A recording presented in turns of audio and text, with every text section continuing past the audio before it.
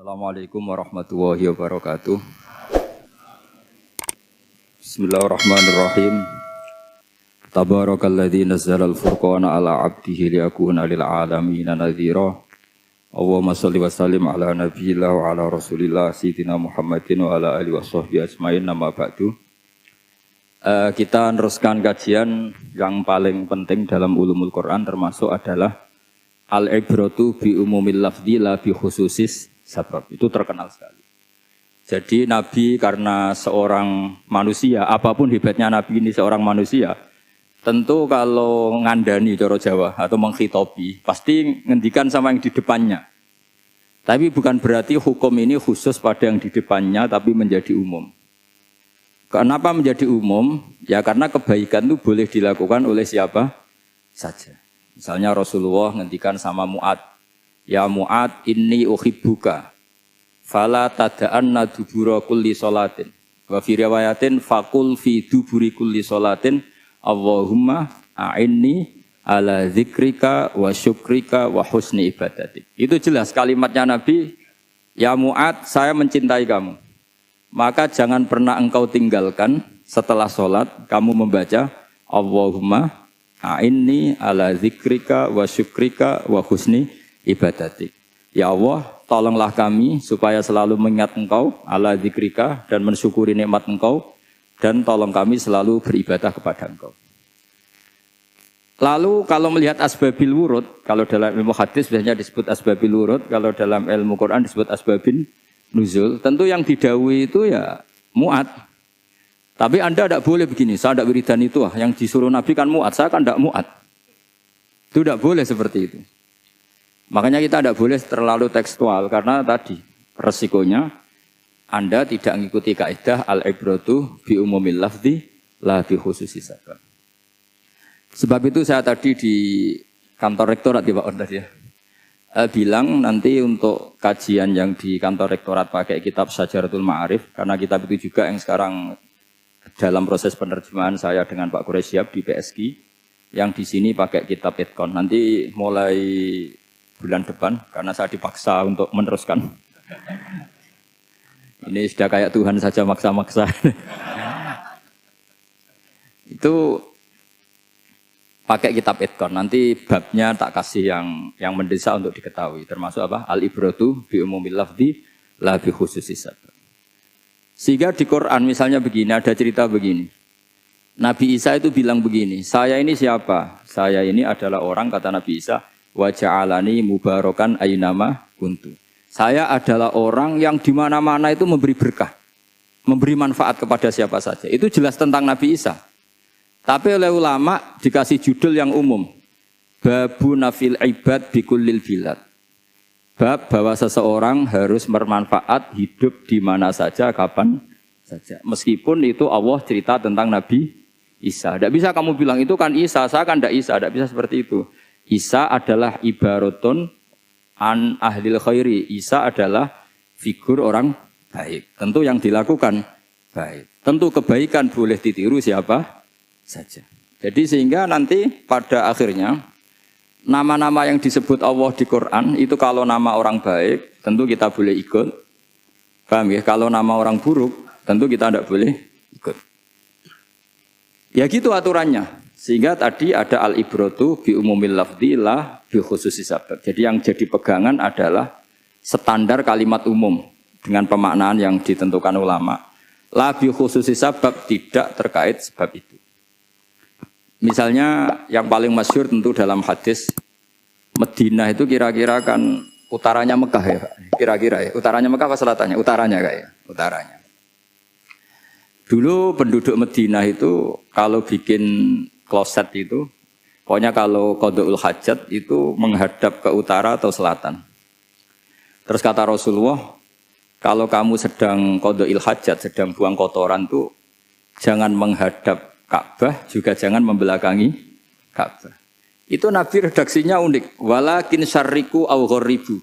Tetapi kamu menghadap barat atau menghadap timur. Itu semua riwayat walakin syarriku au gharibu, tapi kamu menghadap barat atau timur.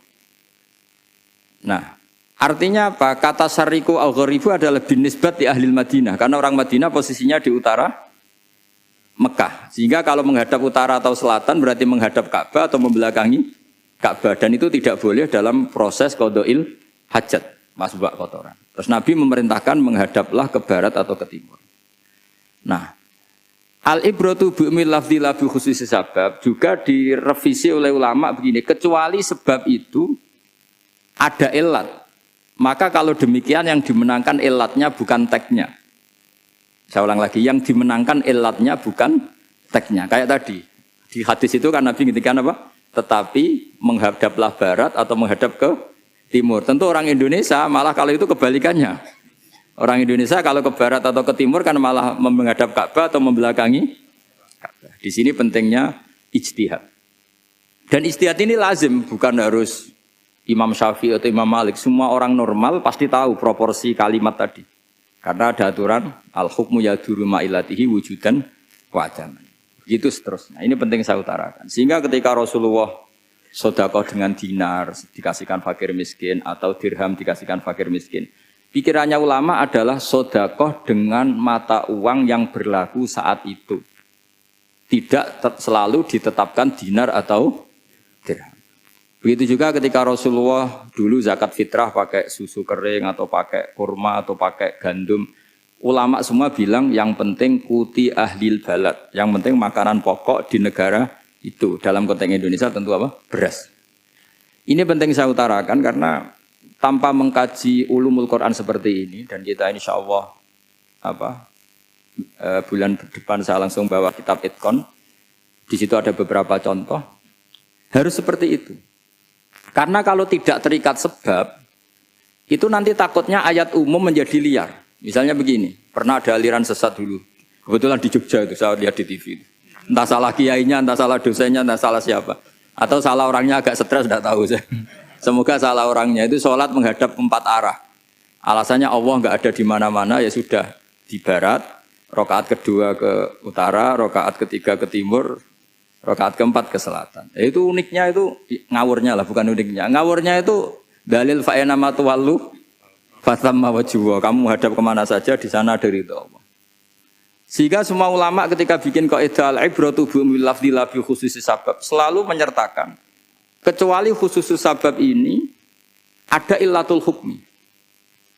Maka itu enggak jadi. Kayak ayat tadi, kalau kamu pakai umumnya lafaz itu kan boleh sholat menghadap mana saja. Nah makanya Imam Syafi'i ketika ditanya, lalu ayat ini proporsinya gimana? Kata beliau, fis safar. Orang yang sedang di pesawat, mau sholat, tentu masuknya fatamma wajibah. Jadi dalam kondisi bepergian, yang kita ingin sholat, maka pakainya ayat seperti itu. Tapi kalau kondisi nomor, fawal diwajaka syatral masjidil haram. Jadi makanya ini penting ngaji ulumul Quran. Kita tidak bisa hanya megang terjemah atau megang apa, kemudian kita fatwa atas nama Quran dan hadis. Sehingga dulu syaratnya memang ketat, harus hafal Quran, hafal hadis, menguasai usul fikih, menguasai macam-macam. Karena tanpa itu memang tidak bisa. Sampai Ibnu Abbas ngendikan, kamu jangan pernah fatwa pakai Quran. Fa inna lahu wujuhan katsirah, karena Quran punya sisi yang banyak. Walakin hajuhum bisunnah. Kalau kamu adu hujjah, pakailah sunnah Rasulullah SAW. Karena di situ penjelasan Quran. Misalnya tadi Rasulullah ketika kondisi normal pasti sholat menghadap Ka'bah. Jadi kalau bepergian nanti unta, kata riwayat-riwayat, ainama tawajjahat bihi rakhilatuh, kemana saja posisi unta menghadap. Ada ulama yang berpendapat itu khusus sholat sunat. Kalau sholat fardu dalam kondisi ada punya mobil harus berhenti. Ini madzhab Syafi'i. Sehingga misalnya saya, Pak Harsoyo, Pak On, bawa kijang, mobilnya sendiri. Kalau sholat fardu jangan mentang-mentang pakai kendaraan terus menghadap sekenanya. Kalau mau ke Banyuwangi berarti menghadap ke timur, itu yang boleh hanya sholat sunat. Kalau sholat fardu harus berhenti. Karena kijang ini dalam kendali Anda. Kecuali dalam surah yang kendaraannya tidak dalam kendali Anda. Misalnya kita naik pesawat. Jadi harus dibedakan. Jangan mentang-mentang Nabi sholat di unta kemana saja menghadap. Tapi konteksnya kan unta ini, cara berpikir unta ini dalam kendali Nabi. Tapi kalau pesawat kan tidak. Jelas ya?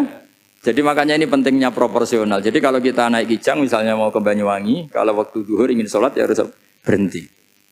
Karena yang aina matawajjahat bihi rakhilatuh, kemana saja kendaraan membawa kita itu dalam konteks sholat apa? Sunnah. Jadi ini pentingnya ulama. Ini yang dikatakan al-ulama warasatul anbiya. Karena sanad ini musalsal terurut sampai Rasulullah SAW. Terus ada lagi ayat umum yang akhirnya jadi judul umum. Misalnya begini. Kita tahu cerita Nabi Khidir, di antara ceritanya ada satu kampung itu pelit. Makanya orang pelit itu wajib didendami. Karena Nabi pun itu baik-baiknya orang. Kalau sama orang pelit tetap dendam. Karena buruk-buruknya orang itu orang pelit. Tahu kan alamatnya orang pelit?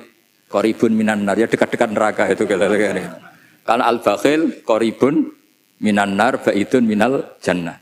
Jadi kalau sama tanya alamatnya ya dekat-dekat neraka. Singkat cerita Nabi Musa dan Nabi Khidir itu kecapean sekali masuk satu kampung. Karena saking kecapean, lapar, minta kampung itu menyediakan makanan.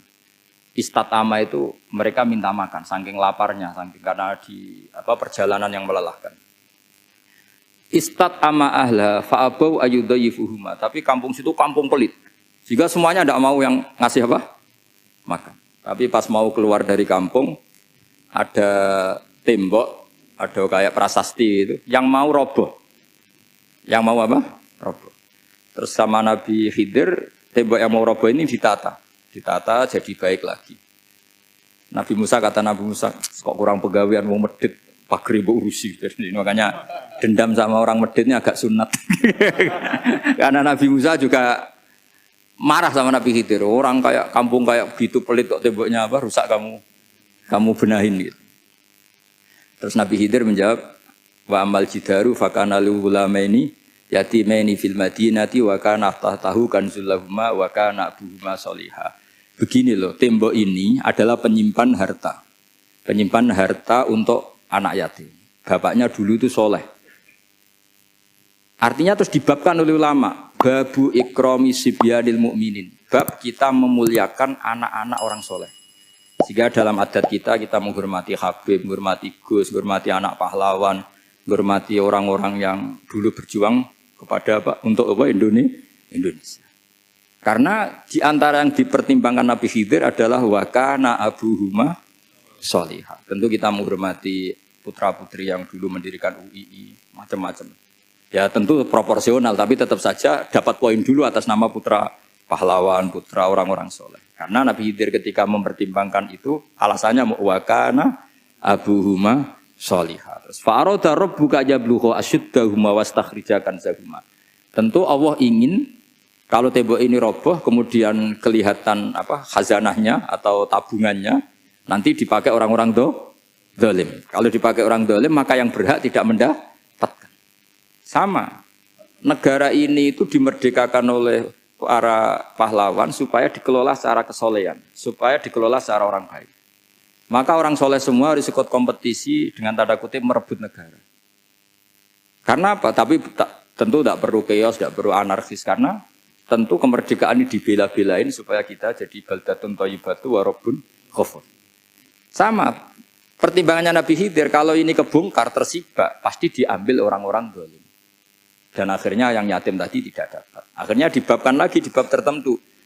Bab menjaga harta supaya tidak dikuasai orang zalim. Jadi akhirnya menjadi sekian varian ilmu. Pertama, varian ilmu bab menghormati anak orang soleh. Terus bab supaya harta ini tidak dikuasai orang zalim dan seterusnya dan seterusnya. Nah, saya harapkan nanti dengan ulumul Quran kitab Itqan itu nanti aturan-aturan seperti itu tertanam pada Anda. Sehingga sebetulnya ulama fikih yang ngarang kitab sampai satu boto-boto itu sebetulnya ya normal-normal saja. Kalau sampean sudah mengkaji ilmu yang kayak saya kaji itu normal-normal saja. Misalnya begini, saya beri contoh ya.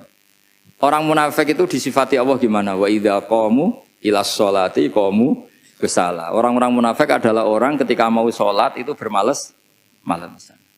Terus kitab Fathul Mu'in atau Fathul Wahab atau kitab semua kitab fikih bikin judul gini. Saya masih ingat takbirnya. Wa yusannu nasyatun li sholatin. Disunatkan kalau sholat itu ketok gumrigah, ketok semangat. Fa inna Allaha ta'ala dzamma tarikihi. Karena Allah mengkritik atau menyalahkan orang yang kalau sholat itu tidak nasyat, tidak gumrigah, tidak semangat.